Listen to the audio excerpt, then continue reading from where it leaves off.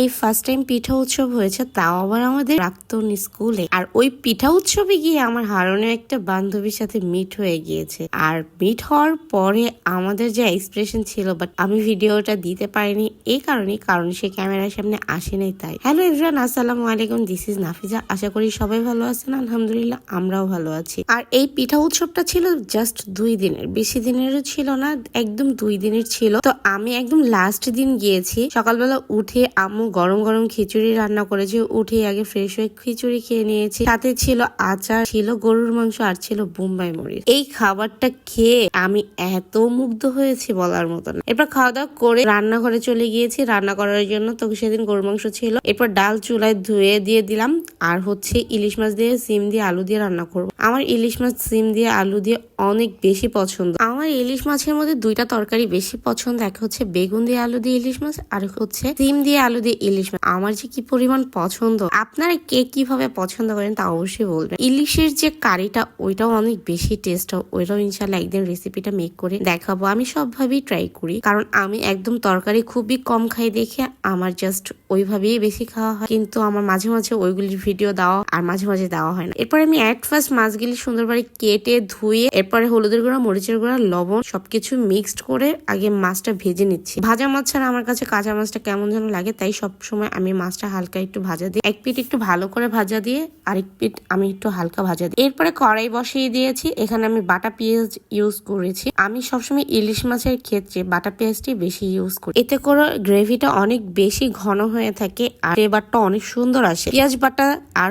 কাঁচামরিচটা বেটে নেই আমি, বা হচ্ছে সময় যদি না থাকে তখন আমি ব্লেন্ড করে দিই, তখন অনেক বেশি টেস্ট হয়। এরপরে ভেজে নিয়েছি। ভাজা যখন হয়ে গিয়েছে তখন পানি দিয়ে শুধু হলুদের গুঁড়া আর মরিচের গুঁড়া দিয়ে দিয়েছি। যখন হালকা একটু পানিটা টেনে গিয়েছে আমি ওই মুহূর্তে আলুটা দিয়ে দিয়েছি। তারপর আলু দিয়ে ঢেকে দিয়েছি। আলুটা যখন একটু সিদ্ধ হয়ে গেছে ওই মুহূর্তে সিম দিয়ে আমি কষিয়ে নিব। আর সিম গুলো দেখতে কি সুন্দর লাগছে, সবুজ সবুজ সিম আমার এত বেশি পছন্দ। কিন্তু আমি সিম অন্যভাবে খাই না, ইলিশ মাছ দিয়ে আলু দিয়ে আমি এভাবে খাই, অনেক বেশি আমার কাছে টেস্ট লাগে। এরপরে কষানো হয়ে গেছে যখন, তখন আমি পানি দিয়েছি। পানি দিয়ে তারপর বলক হওয়ার পরে আমি ইলিশ মাছগুলো এক এক করে দিয়ে দিয়েছি। আমার ইলিশ মাছ রান্না হয়ে গিয়েছে। ইলিশ মাছ রান্না করে গোসল টোসল করে খাওয়া দাওয়া করে দেন পিঠা উৎসব চলে গিয়েছে। বাসার কাছে পিঠা উৎসব হচ্ছে, আমি যাবো না, তাও আবার পুরাতন স্কুলে, তা কি কোনোভাবে সম্ভব? এরপর আমি আন্টির মেয়ে, তারপরে আম্মু, মাসফি, আলিশ বা আমার কাজিন, এরা সবাই মিলে চলে গিয়েছি। এখানে কিছু কিছু স্টলের খাবার এত বেশি টেস্ট ছিল, সত্যি অনেক বেশি মজা ছিল, কিন্তু ভিন্ন ভিন্ন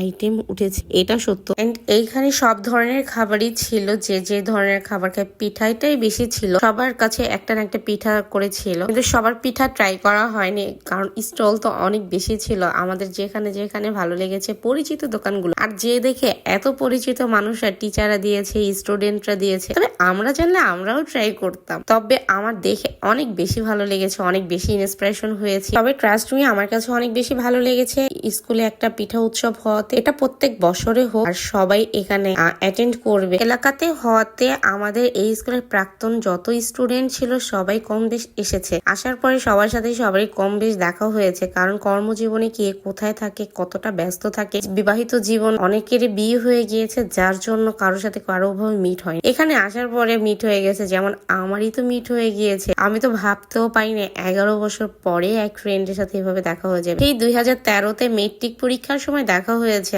আর আজকে 2024 সাল শেষ হয়ে 25 সাল শুরু। তো তার সাথে আফটার লং টাইম দেখা, সে তো দেখে খুবই আমাকে দেখে অবাক হয়ে গেছে। আসলে এটাই হচ্ছে ফ্রেন্ডশিপ। ও আমাকে অনেক খুঁজতে ছিল, আমিও খুঁজেছি, কিন্তু কারোর সাথে কারো দেখা হয় না, অথচ বাসার পাশেই থাকে, আমাদের কারোর সাথে ওভাবে দেখা হয় না। তো এই পিঠা উৎসবের মাধ্যমে দেখা হয়ে গিয়েছে। আর এই অ্যারেঞ্জমেন্ট গুলো খুবই ভালো ছিল। পাটিসাপটা পিঠাটা আমার তো খুবই পছন্দ অন্যান্য পিঠার চেয়ে। আমি যে ট্রাই করেছি আলহামদুলিল্লাহ সব স্টলে মোটামুটি ভালোই ছিল। আমি 3 জায়গা থেকে ট্রাই করেছি, খারাপ লাগেনি আমার কাছে। আর এখানে কেকটা আমার কাছে বেশি ভালো লেগেছে, সেটাও এক পরিচিত আপুর ছিল, এন্ড ওইটাও হায়দার আলী হাই স্কুলের প্রাক্তন স্টুডেন্ট ছিল। যাই হোক, অল ওভার সবকিছু ভালো ছিল। সবার জন্য দোয়া রইল, অনেক বেশি শুভকামনা রইল। খাওয়া দাওয়া করতে করতে দেখি সন্ধ্যা হয়ে গিয়েছে, অনেক প্রোগ্রাম শুরু হয়ে গিয়েছে, বাট আমি প্রোগ্রামে অ্যাটেন্ড করতে পারিনি।